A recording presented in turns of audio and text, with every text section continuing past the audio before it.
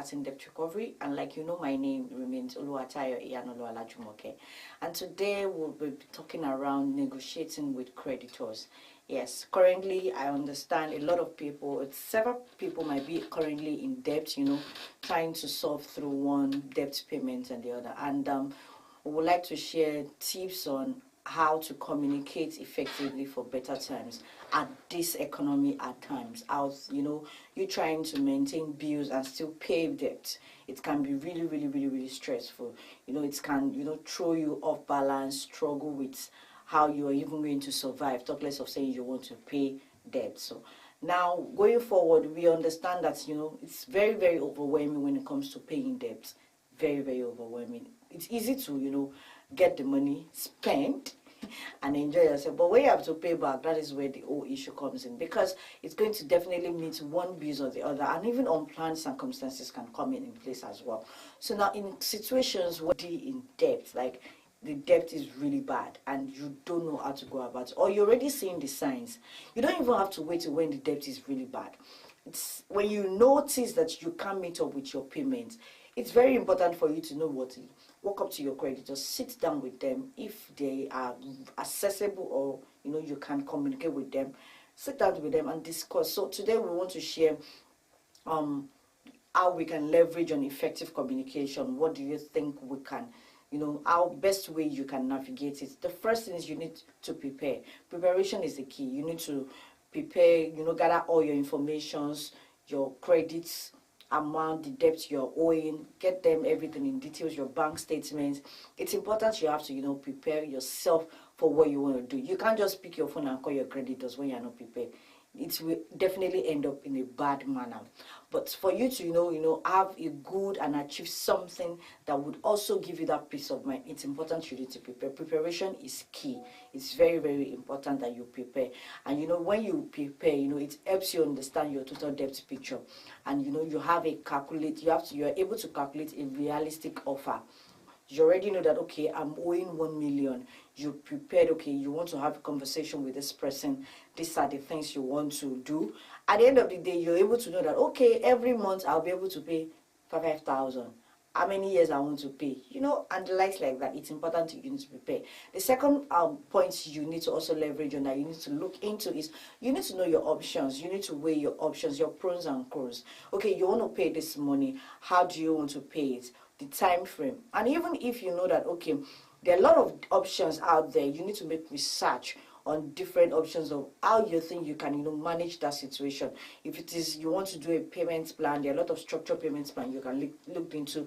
Let's say you want to consolidate your debts. Let's say the debt is like much, you're owing like 10 people, and each of them you're owing them, let's say, like 1 million, this or 500. You need to look into, okay, with debt consolidation works for me. You also need to look at that. It's another way of you weighing your options. You're weighing knowing the options, the one that works best for you.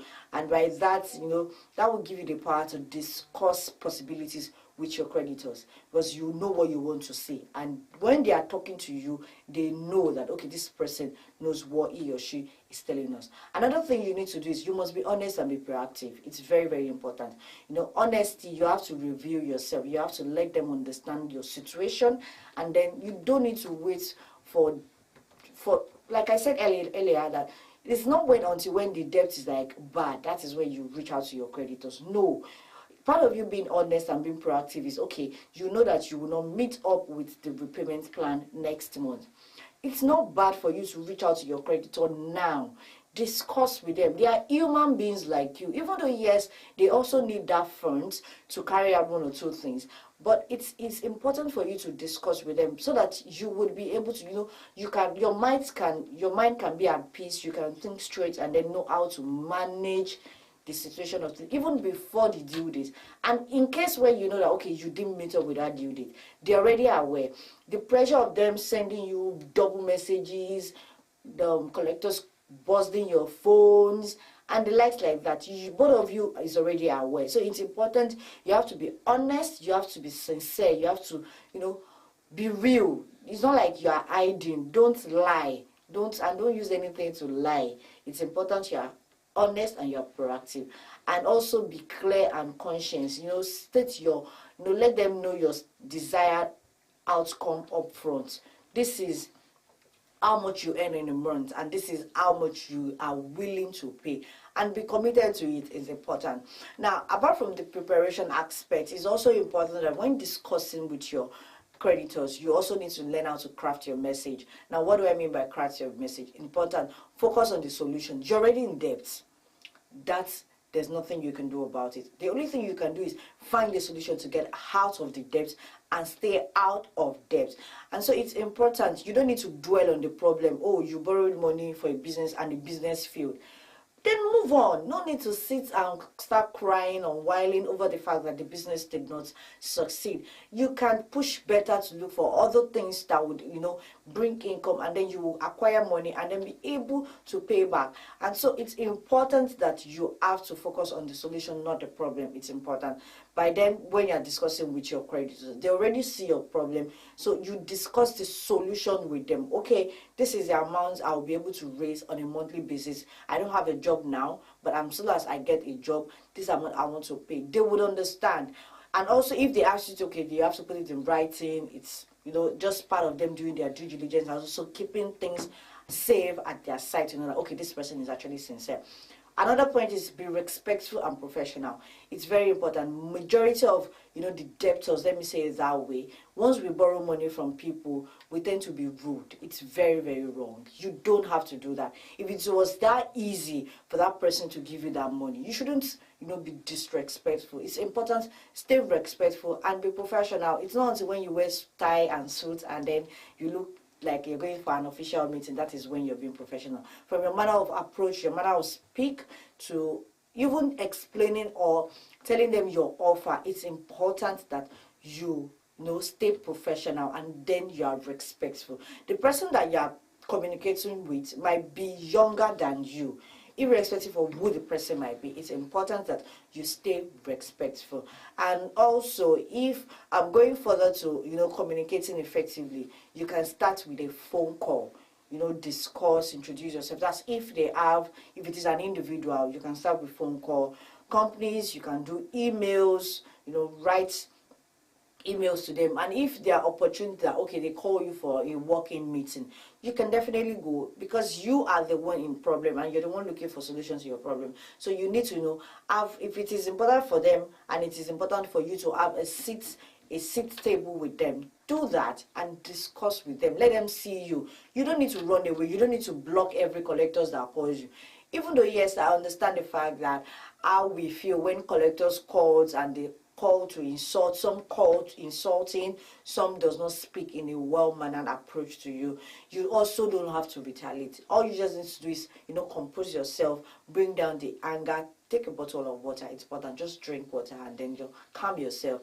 And then speak maturely and respectfully to the person. And if you have the opportunity to call for a meeting, please do. It's important. And another thing which is also important is, to every means of your communication, you need to keep up a record. Have a record of every communication you're having, from messages to emails. Have a proof. If it is important during conversation, if you are given the opportunity to record the meeting, just record for yourself, so that if, let's say, the other party is changing their words, definitely there's evidence, there's something to show for it.